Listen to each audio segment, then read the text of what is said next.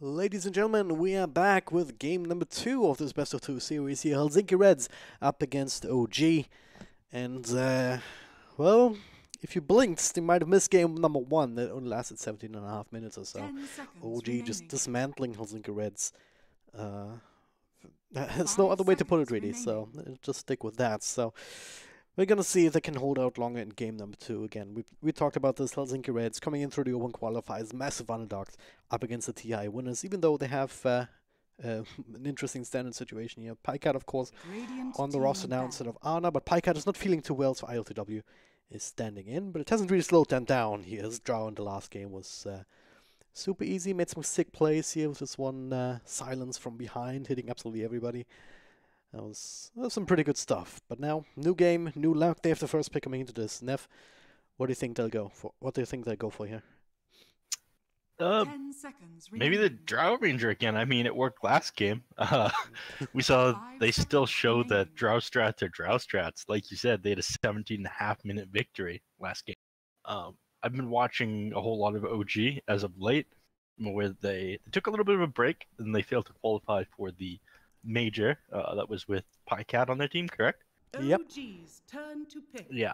Other than that, I haven't really seen a whole lot of them. So to predict what they're going to do, especially the captain as versatile as No-Tail, is asking a little bit too much out of me, I think. Magnus they end up taking first, though. It's a little bit interesting. I think they'll probably follow up with a Phantom Assassin because that combo is pretty insane. That's PA's been banned out by Helsinki Reds, but then they brought the debate as, hey, do you also want to ban out the Magnus? Do we want to ban out the Tusk? They finally settled for the Oracle, but it does leave, of course, that Magnus in the pool. And, well, there's plenty of other good combos other than the Phantom Assassin with that hero. Like, you're thinking about the Trolls, you're thinking about Anti-Mage, Juggernaut, all these cool things. Juggernaut has been buffed as well, like, with the debuff now being applied when you cast your ultimate, so you can't just slow down his attack speed and then watch the 3 slashes from the Omni Slash coming in through super slowly. Yeah, it looks a little bit pathetic. Also, stealing it with Rubik isn't the craziest thing in the world now. Yeah. You just kind of get a little bit closer to the enemies than you would like to. And you do a little bit of damage, but it's really not that overwhelming early game nuke or support killer like it could be as a steal on the Rubik now. So I don't like it for that reason, because I'm a Rubik player, not a Juggernaut player.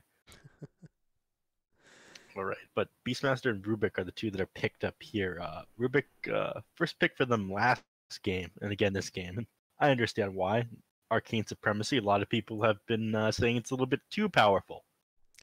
Yeah, it certainly Your can thoughts be. on that one? It certainly can be in right circumstances, right? If you got some proper spells to steal here, and certainly in this context, if you can get your hands on the RP or something like that, all of a sudden you have so much more extra stun duration.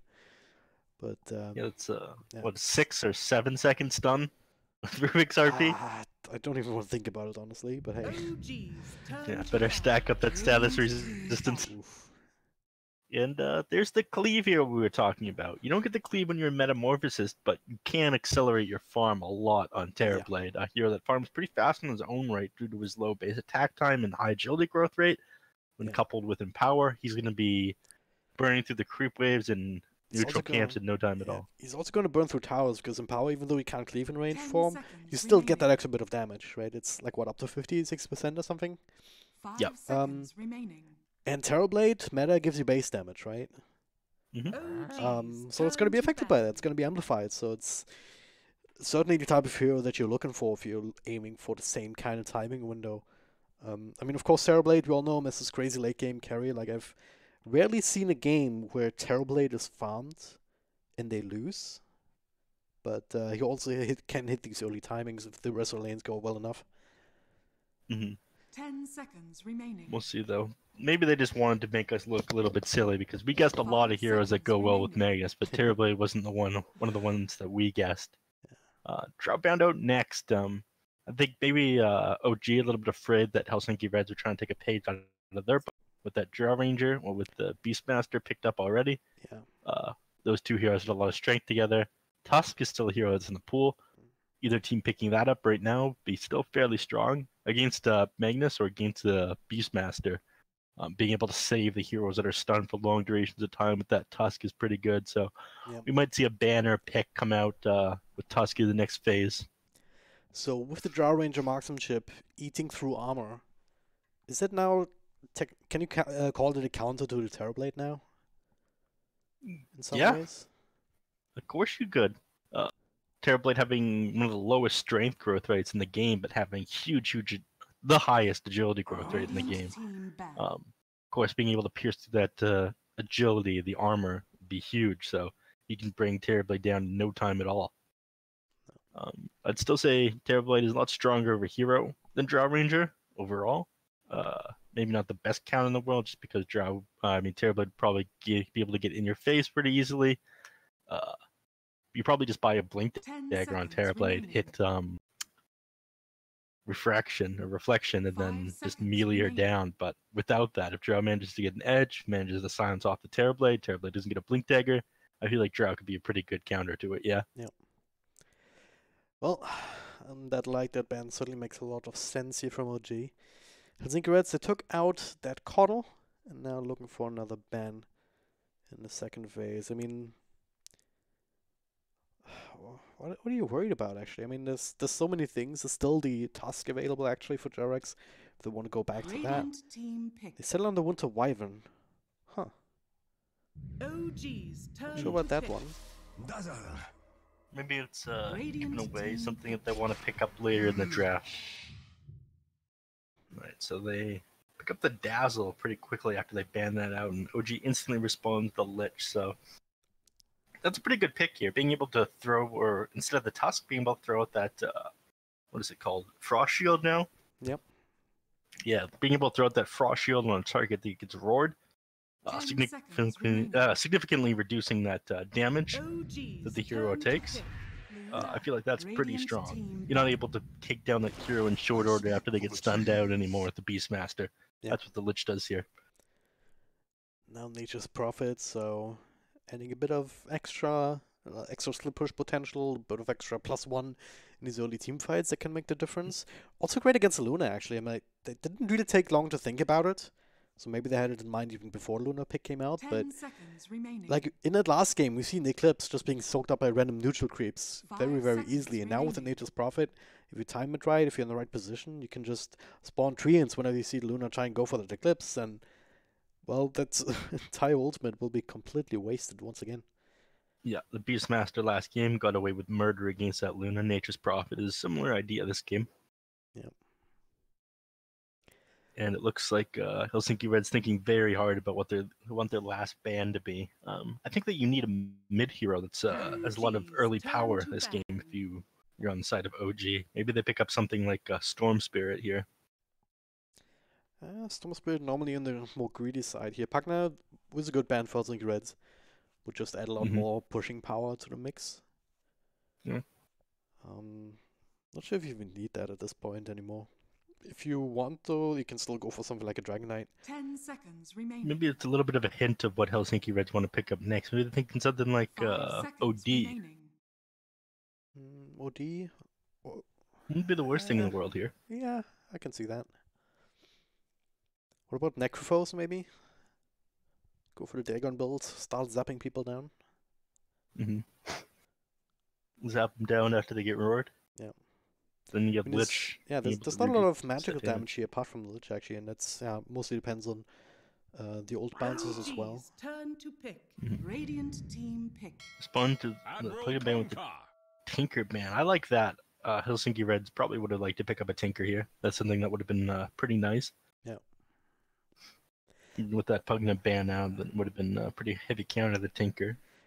I don't know. I'm not sure you can afford to go for a greedy hero like that up against OG. Especially with the Conquer now. It's also another one of these heroes that just wants to hit level 6, level 7, and then just you flip up a switch, right? You just start going from lane to lane, you keep fighting with those low cooldown spells. And if they set this kind of a pace again, which they certainly can, then I don't think a Tinker is going to be in a position to stop that.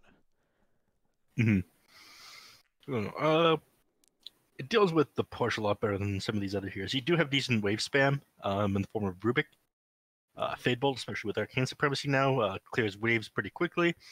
Both the nuke damage and that damage reduction coming out from it lets you push out your waves and defend your tower pretty easily. Yep.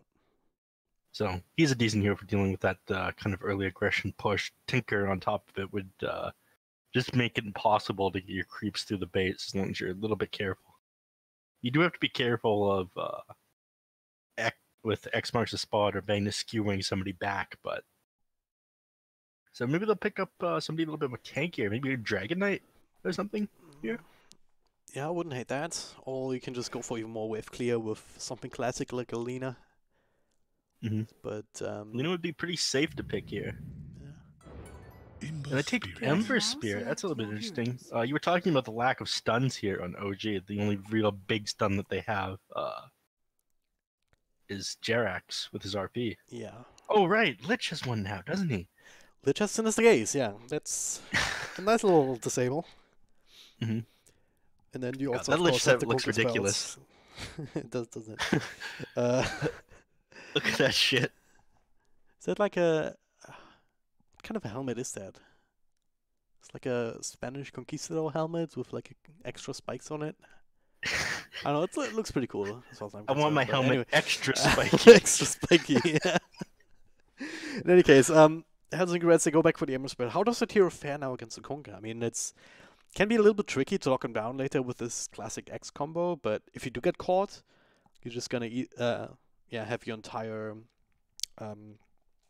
Flame Guard eaten through, and if you mistime it with your remnants, you can also be in trouble. But how does that work out in lane, that matchup nowadays? Against a Kunkka against anyone right now, it's all about the armor, the amount of armor that your hero has. If the hero doesn't have very much armor, then you're in pretty rough shape. Kunkka has, Ember Spear has base armor of 4.4, so he doesn't do the worst in the world against Kunkka. He's not that great either. Somebody with like 6 or 7 base armor would be a lot better. This is just due to how they changed Tidebringer around. It now does 165% cleave damage, but the cleave no longer ignores armor. So somebody with more armor to deal with that Tidebringer cleave obviously fares a lot better in lane. Got the branch and some slippers too, so we don't see his actual physical damage reduction yet, but with this, okay, now we do, because he's away from that tier from the tower. So sitting at 23% physical damage reduction. Not so bad, especially when compared to something like last game when we saw the huge physical damage in the bottom lane. He actually hit 6%, so Ember Spear will fare okay in lane. I think it'll heavily be dependent on the first couple of levels, though. Well, we'll see how that works out, as we also see these side lanes take shape. Looks like L2W will be taking up that carry role once again, of course, in the safe lane with no tails, no big surprises there, that leaves the off lane from Nature's Prophet together with Jerax on his Magnus. So, what about this 4-position Magnus? Is that something that can work, or just too soft for levels? This is the future of Dota, my friend. All you have to do is walk around and give your heroes some power. Yeah, okay. In fact, he did that at level 1 before he sees any action at all. So, that's how confident he is in walking around and using power on his allied heroes. Just getting the Ogre treatment, you know, just there was a phase where Ogres were just been told, alright, you max Bloodlust, no matter what happens, and then you're just gonna spam that on people from minute 1, and I guess you can do the similar thing with Magnus. Yeah, you don't get to play Dota no more. I mean, Nature's Prophet, he's sitting for 80 right now with the Empower on top of him, so... Yeah, they actually managed to dodge this early rotation from all these treants. And so, Lina hiding in the trees down there, Dazzle TPs to the lane, so they're trying to block them off and get into the lane, but they do manage to arrive safely. Nice. Also trying to get some extra with CS here with these treants going down. Ooh. Poison Touch is also something that's very worthwhile to have. And up top, okay, Womber, he's on creep skipping duty right now. Yep. Well, it's a little bit scary getting too close to this Terrorblade right now while he's hitting Metamorphosis. Wait for that to wear off, and then you can stop skipping. Last hero maybe didn't get the memo, gets blocked by his own draws. Takes maybe 1 or 2 more last hits or right clicks than he would have wanted to. But so far so good in his top lane. Vibu doing his best on bottom, but look at this power going back against him. Yep. How do you win right-click battles when you just died 3 hits? You don't. Yeah. That was the right answer, thank you. Alright, let's look at mid lane. Last game we saw Thompson on a hero that he was pretty comfortable with. Arc Warden. He's pretty well known for that one. Kunkka, not a hero that he's well known for, so we'll see how we fare as, in this game. We're talking about the matchup and how it was all about the armor on this Ember Spirit. He's 5 already, so he's going to be doing okay in this lane. But it's actually even on CS right now. Speaking of armor, what do you make of this Ring of Basilius on Kunkka? What do I make of it? I think it's a interesting pickup. I don't really know why he went for this. Oh. Maybe, he's got to be going for Vlad's. They're going to rush this game. That would be the only real explanation, right? I mean, normally it's not really an item that's being picked up anymore just because you can't, at least not in agility heroes, because you can't turn it into an Aquila anymore. So... Yeah, he's got to be going for an early Vlad's if this is what he's getting right away. He gets a little bit of extra damage, +7. Yep. That's close to what Blades of Attack give you.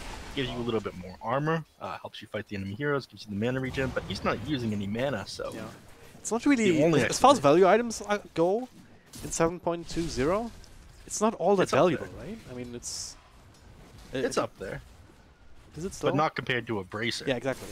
Even though they keep adding more and more money, or keep upping the price tag on the Bracer recipes and whatnot. Yeah. Still seems the way to the go. only explanation. Yeah, the only explanation for that is we're gonna see an early Vlad's on the Kunkka, and that's gonna be interesting. Oh god, Jarex took a lot of damage there from the Shadow Wave, now down to half health, as they're trying to click him down a little bit further, but he should be able to walk it off, already has the boots. Still no first blood being drawn here in either lane. Yeah. No, G's playing super aggressive in all these lanes. They're constantly using Metamorphosis off cooldown on the Terrorblade. And the bottom lane, they're constantly pushing out. They're constantly having treants up. And mid lane. What the hell? You managed to catch that one? Not quite, no. Not quite. Not expect that getting a little bit too close to that Kunkka. Again, Kunkka having a little bit more advantage as the game goes on and on. I was gonna have quite a decent XP advantage. With the kill, on first blood too, so extra money as well. And, what? Okay, they're just doing that thing. The thing. I was expecting them to nerf the thing in this patch. Well, that's kind of hard to nerf, isn't it? How'd you nerf that? I mean, do you just want to start punching people for dying to die in general? And just add, well, you get more somehow? Gold. You get more gold when it's a hero getting the kill, right? Yeah, I think so. Maybe change it around a little bit so you get the same amount of gold when it's the Dire killing it versus the hero killing it. That's how you can nerf it a bit. I think that's... I mean, you get more gold because of the AoE, right? So... It's, I don't know, it's a little bit awkward with the TP coming in now. It was interrupted first, as I said, but Jarek says, no, come, we can kill this guy. Not sure about the Sprout, but it doesn't matter. Did create enough interruption. That's a little bit of a rough combo, because it'll pull you right through the trees and it'll break the trees with this new shockwave, won't it? Yeah. Yeah. Although on the other hand, it'll knock Monkey King out of trees. It's always nice. I'm not sure if you've seen that one happen yet. Does it stun him, or does it just put him It does. Oh, damn. It stuns him. 4 seconds. So you gotta be a little bit careful All if right. you're Monkey King playing against a Magnus. Heads up for everybody. Alright, I mean, this game a little bit quieter than the last one here. Grab 8 actually skewered back, right closer to the tower. Now just TP's out, though nothing left to cancel that one. But even TP'd to the lane that they have self ready to go, so not really wasting a lot of time either. Can just start taking part of this pull. It's a good play from HREDS Game's there, but this offlane, is it going as well as OG can expect? Or would they want more out of this? They're doing a really good job, I feel like. Luna only has 11, 12 last hits now. This is damage here, Vibu! It's already right click to death. Yep. Dire's structures are fortified. Down he goes, near instantly. So things are going your way in that lane. I guess the big one is the level disadvantage. I mean, if you look at the CS, 31 and 23 denies on Nature's Prophet. It's ridiculous. He's level 5, Luna's level 3. Oh, I'm just now hitting level 4. Yeah, this is exactly what you want out of this lane. They're just dominating this. You get that extra base damage due to that Empower coming out, Nature's Prophet. So it's so easy for you to get blasted. Sinister Gaze into the skewer. Trying to eat through that. Luna, though, does have a lot more armor to work with, but should be enough, especially with 3 body blocks. Lich almost died, but not quite. This creep still Look at chasing Seb go. He wants this. He's gonna go for him. Well, tank some tower shots here, actually. Not sure that's the best idea right now. He's so... Oh my god, Seb. What are you doing, buddy? Your friends and your family care about you, but Dazzle is just so much faster than him. 360 movement speed on... I think he just wanted to go deny himself and now runs into Vipo. He had no mana to do anything here, so maybe... Oh, he ends up dropping the branch. This is skewer across. Jarek's now at it again. Oh no, Jarex. Don't make the same mistake. Well, he forced out Womber into rotation, but they find it. Oh no. What's happening right now? He's got to walk back to lane now. It's a disaster for OG. They were doing so well before they pulled that shit. Questionable decisions were made. Alright, we don't need to say anything there. I'm sure OG feels bad enough about themselves for that one. Well, they're gonna repair that a little bit, or try to anyway. Rab 8 up top, Zep TPing in with the power of Frost Shield, trying to make this work, but Last Hero's a bit of a powerhouse himself, as it turns out. Almost doing enough damage here, a couple of other... Oh, the block! Tried to go for the roll, finds it now with the Hawk. Noltail tried his best with these crazy body blocks, but ultimately it's going to be a double kill for Last Hero, so not sure they thought that went through. Alright, Drag and Drop, it's time for you to look at the win percentage in these last couple of plays. It's dipped back up nearly even now, and OG was starting to take it. It's only 54% for OG now. But let's be real, they still have a freaking Terrorblade. He's farming decently well. Hasn't died. He has power on his team. Like, there's no way they lose this game, right? Speaking of decent farming, Kunkka at 8 minutes 48 seconds, 75 last hits, 11 denies. Yeah. it's pretty decent. He's gonna stack himself up some ancients. Thompson's probably grinning cheek to cheek with the amount of last hits that he has this game. Ember Spear not doing so well, sitting 125 last hits behind him and 48. Yeah, so the answer to the question, like how, what? He's farming the Ember Spirit zone. He doesn't care anymore. Yeah, I mean he's almost level 10. There's no way the Ember can actually do anything about him. Yeah. Unlike other heroes, Ember Spirit shouldn't die to Thompson anymore ever since he got the remnants. But he can't really contest him either. Thompson's telling Sayu that he's the boss of this gym. Indeed he is. So he has the 3 braces. Has a Crimson Guard queued up, so yeah, for now that's still just the value Basilius is. What? He's got to be turning. He's going for T-Twist. Wait, what the hell just happened? LTW dies to the freaking ancients. Like, I guess he got. How did that happen? He must have gotten rooted by the Prowler. Oh no! The Prowler strikes again. Alright, that one can't be your fault. We don't expect players of this caliber to be killed by neutral creeps. We really don't. But yeah, top lane, the pressure's still there. LTW, he does have Metamorphosis, but no Thunder, so not really in a comfortable position. Comes actually fighting into this. CSGO also invis up on the sidelines. Which runs into them here? This could be a good one. I think both LTW and Jarex, but I think they actually just send the illusion to farm the creep camp. They know something's up over here. Yeah. I mean, bottom lane, no one's responding to that push.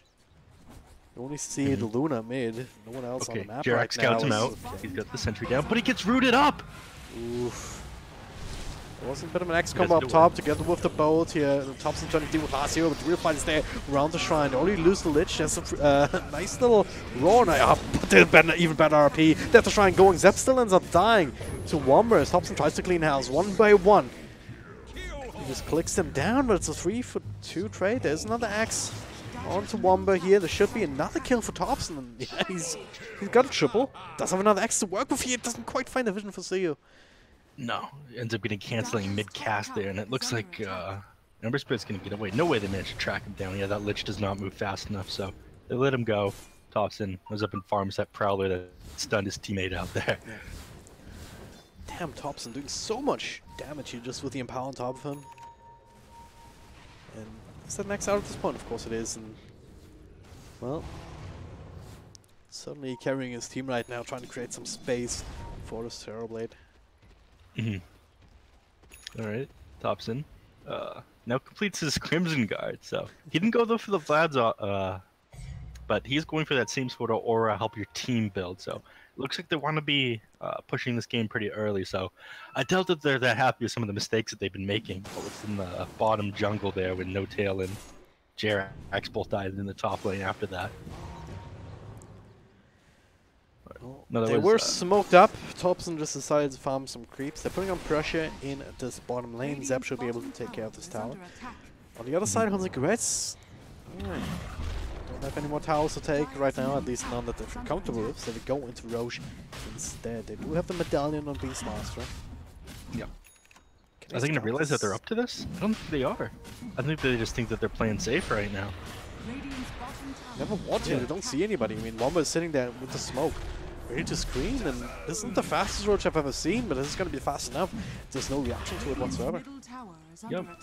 I mean, that's all you need right now. Vladimir's offering on the Beastmaster, followed by 3 Wraith Barons on the Luna. Can nerf the recipe cost all you want. Hasn't really slowed people down. Yeah. We'll still go for it. Look at this changelog, 7.20, now gives 8 attack speed. Okay, bonus reduced, recipe power cost increased. Attack speed bonus reduced, recipe cost increased. 4 nerfs, but we still see 3 freaking raid bans. Yep. And Seal? And the DD rune, but Thompson still is the king of this particular party with Frosty on top of him. Now the X combo, Seal, can you dodge it? He can, as it turns out. So he gets away from that one. It was a little bit hard for him to do damage there, even with the double damage rune there. I mean, you say, okay, I'm doing double damage, but you're actually doing less than double damage when you consider that frost shield reduction there. Jarrett's in the back, they don't know he's there just yet, but they're running. Vomba's running into them, he gets skewered back. A couple more right clicks here should take care of him, and does indeed. Emperor goes back in. Not sure about this one, does have another remnant. X forces it out, the tower goes down. No big contest, but does OG have to slow down here? I mean, they're fighting into the lineup with the Aegis, but they realize, hey, it's just Luna, it's level 9, you only have a Morbid Mask. Can you really do anything in these team fights? Not alone. They're caught out here, though. Gonna try, but there's the X. Bit of a combo here, the bolt coming through. Rabate down to half health immediately here. ILCW still decent time left on Metamorphosis, so they just clean through the Dazzle very, very quickly indeed. Now Rabate with another X back. Trigger any moment here. Okay, nice little play from Wom actually standing up. This is 2 heroes fighting off 4. The Torn disconnected. Triggers Aegis. Are you kidding me, Thompson? What a god! He's just pressing X's left, right, and center. Oh my god, Rubik! Splashes Rubik to death. Oh god. Yeah, he deserves these tips. 100%. Meanwhile, bit of a tassel up top. Last hero dies, gonna get all of these boundary runes. OG's right back on track. They're not doing quite as well as they were in the last game. About this time they were pushing through the barracks, but they are aching up at 15 minutes, so they're trying to push their luck with this game. By the way, ILCW has not returned to this ancient camp. He's still afraid of the Prowlers. Yeah, oh my god. Did you see that? Thompson turns around there on Vipu. Oh god, I didn't. And ends up taking out half his life, more than half his life. If he ended up proccing that crit right there, he might have one-hit him. You want to think about it. Zio actually finds a kill on Motel in mid. Very quick assassination and jumps on out. Yep. Womber. Ooh. Not sure he wants to show in lane, and yeah, he realizes it too. Meanwhile, rest of Helsinki Reds, though, they smoke up. They have a roar. They don't have the Necro Book. But are looking for something. I mean, you gotta try and punish this Kuga here. Just keeps farming your own jungle. Gotta do something here. Did see him with the ward. Remnant across here with everything being dropped into the Eclipse, into the Roar. It's gonna be just enough to bring him down. He lost half his armor there to the Prowler creep at the same time as well. So, neutrals even helping him out there. Take down Thompson. That's what he gets for farming the jungle so much. Yeah. Did the Prowler sign a pact with Helsinki Reds? I mean, first the one on the Dire side killing LTW. The Prowlers are on the side of Helsinki Reds, everyone. Let the record show that. Yeah, OG versus Helsinki Reds plus Prowler camps. Lich. Okay, just dies with all the incidental damage here. Does do a lot in return. The change was bouncing around, but there's no one really there to take advantage of it. Certainly not with Thompson still on the sideline. So Helsinki Reds doing a lot with that kill, getting some space out on the map. Trying to reestablish some semblance of control, but so hard up against this Nature's Prophet too. I mean, he's doing the split pushing work, and he can always join in the fights into ganks with this orchid that he already has in his inventory for quite a while at that. Going for this BKB next. I mean, you think, oh yeah, Nature's Prophet, not that scary, but he's got pretty huge base damage right now. You throw another Empower on him, which is making this maxed out first. He's up to like what, 250, almost 300 damage. Yeah. Yeah. He's a pretty scary dude. Yeah, look at him right now. 133 plus 142. He's chunking you. We're only 17 minutes in. That is a lot. That is a big number to drop. Well, you're really good with numbers, so I gotta trust you on that one. There's a bit of a fight breaking out here. Silence actually walking away. Demon Spirit not quite enough to bring him down. As Vipo, okay, he tried to get the grave off, but as soon as the gate says nope. Not gonna get a chance for that. See a remnant. It's interesting. They've changed the way that you play Lich these days. I like that he is a disable now, though. Yeah, makes him a lot more useful in certain situations. Everyone was kind of laughing at Sinister Gaze that came out, though, weren't they? Yeah, I mean, I've been warming up to it. Or, I mean, it's a cold spell, but I've been warming up to it. All the same, because that one. Yeah. Oh, the Torrent without a setup. Bow to follow here into the Axe. Sinister Gaze. It's just pretty okay. There's the rock coming in. Last they were trying to. I don't know what he's trying. I mean, he's trying to. If he's trying to die, then he was very much successful. No Tail does barely survive in the end. Yeah, that bow buff keeping him alive there. But yeah, I've been warming up to it, but it just makes him actually useful in these frontline games when it gives him a TP cancel. This doesn't work as well from behind, but Zed is actually gonna die here.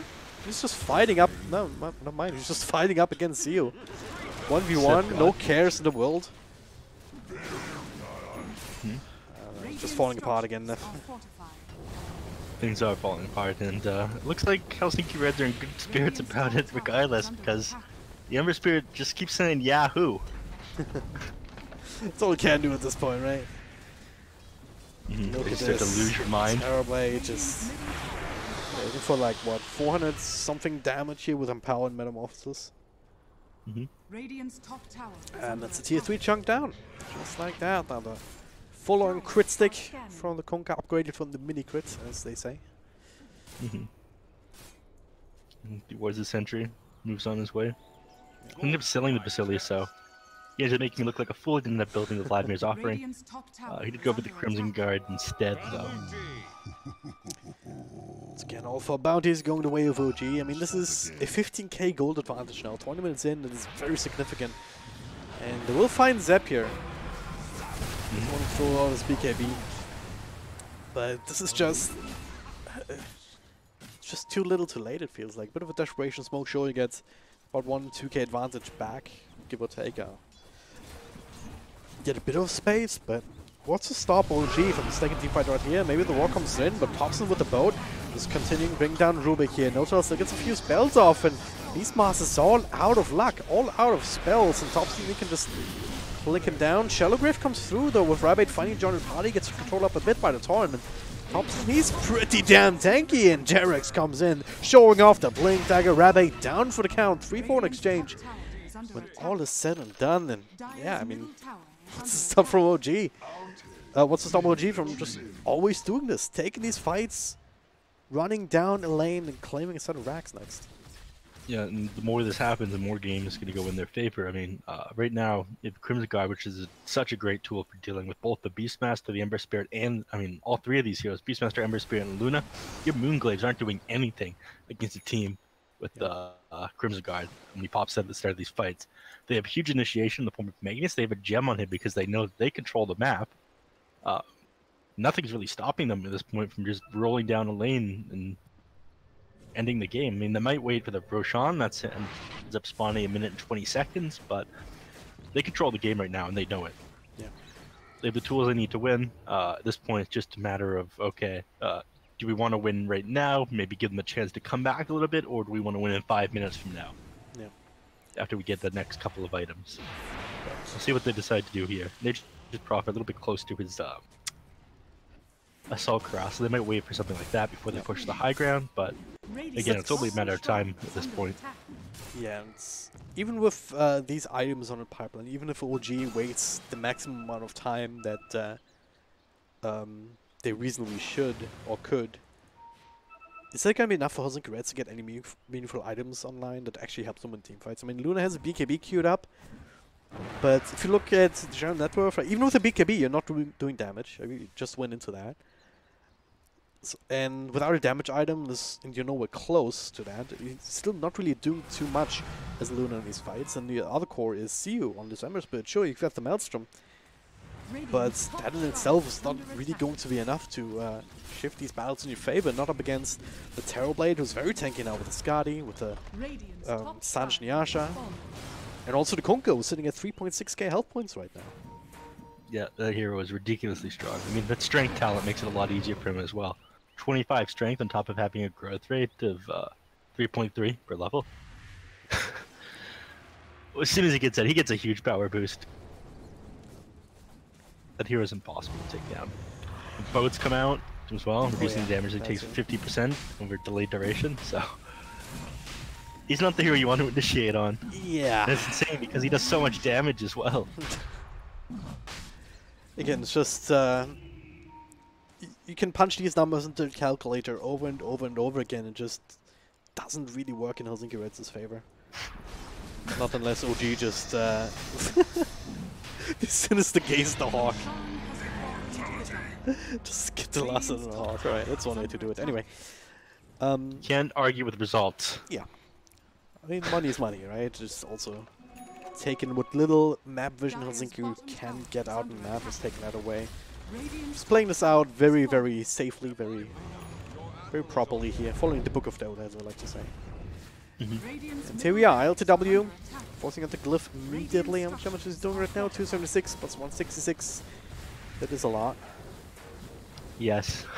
Many damage. These mini barracks roar comes out as they're trying to take a fight up top. His Zep is down for the count. Meanwhile, Rabate's super low.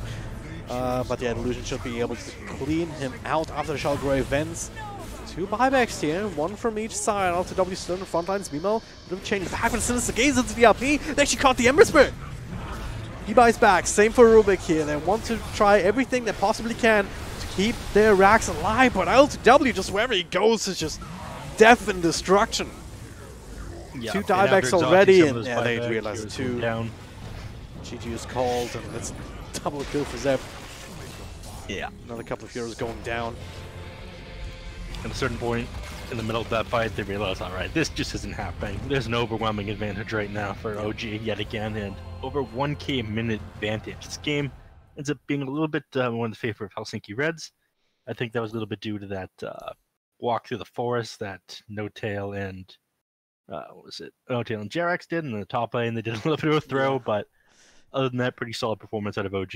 Yeah, they held on a little bit longer, but ultimately it's there's no way. I mean, OG haven't really made any mistakes. Thompson was just on top of his game with his Kunkka, just getting the most out of that particular hero. Jerax and Magnus just empowering people, helping win these lanes, and helping to get the farm going so much more quicker. I mean, if you look at these items on the course, LTW and Thompson, you wouldn't think that this is a 25-minute game.